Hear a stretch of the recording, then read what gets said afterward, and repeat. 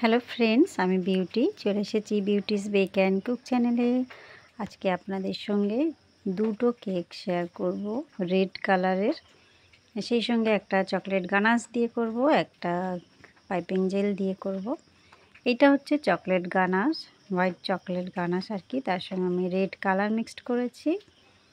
প্রথমে মাঝখানটায় একদম অল্প পরিমাণ গানাশ দিয়ে স্প্রেড করে নিয়েছি, আর এখন কয়েকটা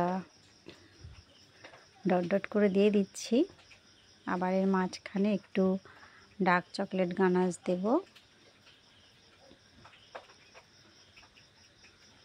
একদম লিকুইডি ফর্মে রয়েছে। এখানে কিন্তু স্টিফ হয়ে যাওয়া গানাশ দিয়ে কাজ করতে গেলে অসুবিধা হবে।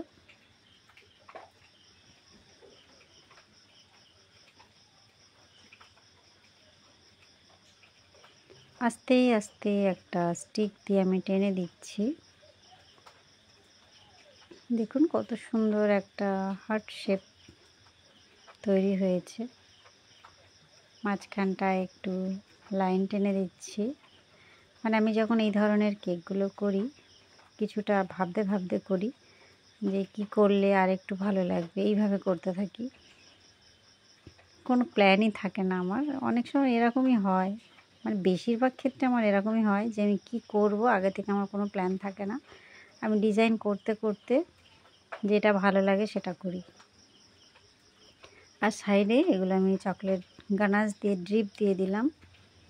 মাঝখানটা আগে নামটা লিখে নিচ্ছি, কেননা এখানে আমি কয়েকটা টপার বসাবো।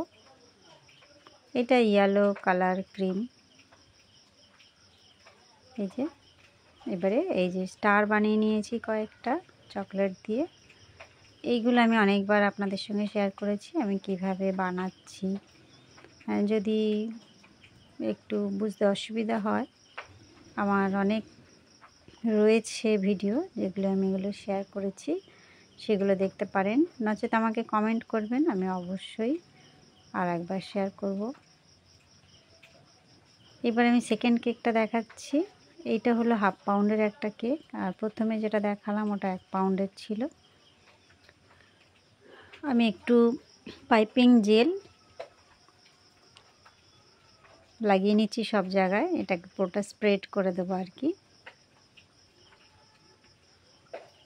কেকটা তার আগে আমি ভালো করে ঠান্ডা করে নিয়েছি। আমি যেই রাফলি প্যালেট নাইফটা বুলাচ্ছি এটা পুরোপুরি ঠান্ডা ছিল বলেই আমি কাজটা করতে পেরেছি। নচেত অনেকটা জেল দিতে হয়, যেটা অনেকেই পছন্দ করেন না। আমি সেই কারণে জেলের পরিমাণটা সবসময় কম দিই, আর জেল সচরাচর আমি ব্যবহার করি না। যখন কেউ ডিমান্ড করেন বা কোনো প্রয়োজন হলে তখনই আমি জেলটা ব্যবহার করি। এটাও হোয়াইট জেল, মানে পাইপিং জেলের সঙ্গে হোয়াইট কালার মিক্সড করেছি। একটাই ফুল বানাবো, যেহেতু কেকটা ছোট আছে মাঝখানটায় একটাই ফুল দিয়ে দেবো। এটা বড় সাইজের রোজ নজেল দিয়ে করছি। গোলাপ বানানো আমি প্রত্যেকটা ভিডিওতেই শেয়ার করি কিভাবে আমি করছি। একটু দেখে নিজেকে প্র্যাকটিস করতে হবে, তাহলে খুব তাড়াতাড়ি এটা শিখে যাবেন। কোনো কিছুই সমস্যার নয়, যদি সেটা আমরা ঠিকঠাক প্র্যাকটিস করি তাহলে খুব বেশি দিন টাইম লাগে না। মেন কথা প্র্যাকটিস করতে হবে। আমি নিচে একটা বর্ডার করছি আগে পিছে করে। আমি রোজ নজল দিয়েই করে নিলাম। একদম সিম্পলের উপরে কেকটা দেখুন কেমন লাগলো বন্ধুরা। ভালো লাগলে বা একটু হেল্পফুল মনে হলে অবশ্যই একটা লাইক করবেন, চ্যানেলটা সাবস্ক্রাইব করে রাখবেন। দেখা হবে নেক্সট নতুন কোনো ভিডিওয়ে। Bye bye.